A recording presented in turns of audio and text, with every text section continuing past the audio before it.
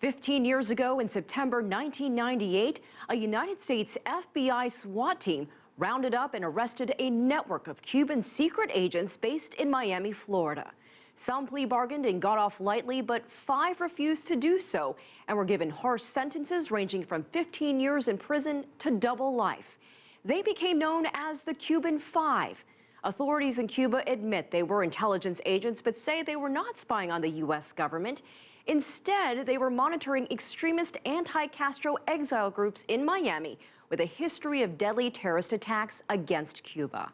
One of the 5 is finally back in Cuba after 13 years in jail. His name is Rene Gonzalez, and he is embraced by the Cuban people as a national hero. Correspondent Michael Voss sat down for an exclusive interview with him in Havana and brings us this report.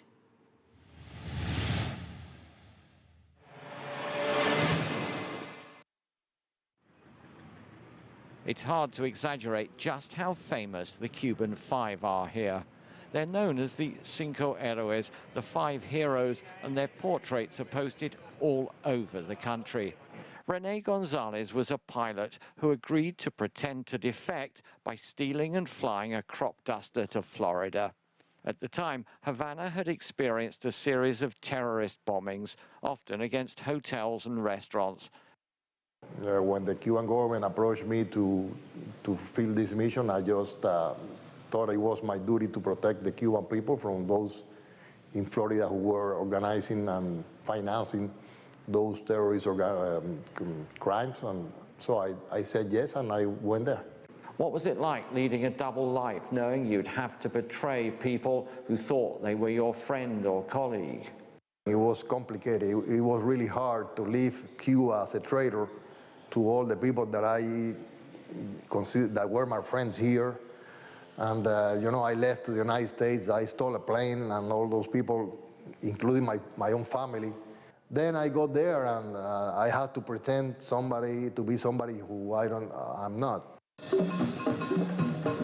While in Florida, the spy network uncovered and thwarted a plot to bomb the famous Tropicana nightclub, a major tourist attraction in Havana.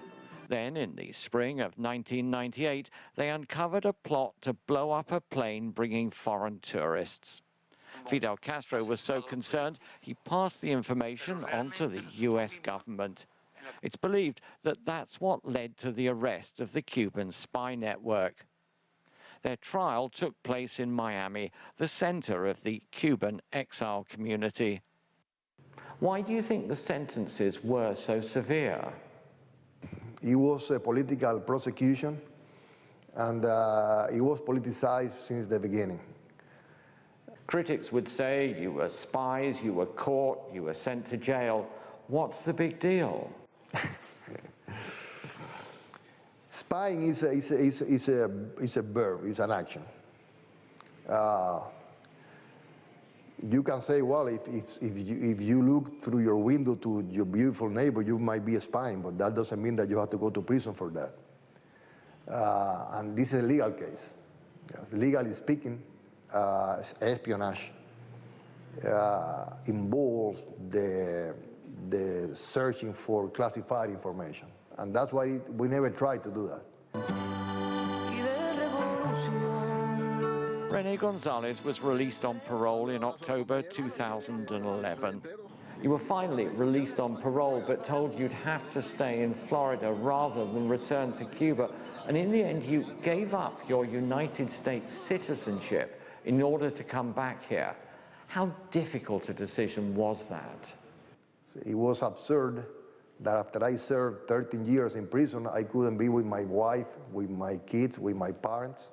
I had to take care of my personal safety by living in hiding. What are your personal feelings towards the United States? So as a whole, I don't have any grudge against the American people or the U.S. as a country. I wish them well. But that said, I believe that I don't have any respect for the U.S. government. I have to tell you that. I believe it's a hypocritical government. There's an American, Alan Gross, serving a long prison sentence here in Cuba. There has been talk about a possible swap, Gross for the remaining 4. Do Do you think this is a fair idea? And I believe it's fair. I mean, it's fair to sit down and discuss every differences, including Alan Gross and the Cuban 5. And I don't see why not. This year, Cuba marked the 15th anniversary of the arrest of the Cuban 5 by covering Havana in yellow ribbons. People wore ribbons on their clothes, they were wrapped around trees and hung from government buildings and homes. Even the lighthouse at the entrance to Havana had one. Everywhere you go, you're stopped in the street, you have to attend lots of different functions and events. How difficult has it been coming back to this? I mean, I've gone to every corner of the country, and it's incredible. You go to a place where they still live in the middle of a mountain. They only get the newspaper. They don't have electricity, only maybe a solar panel for a bunch of hours. And they know you, and they know your wife by names, last name, everything. And it's impressive.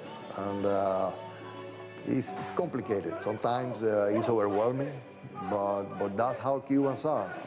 Now, Rene Gonzalez has become a superstar.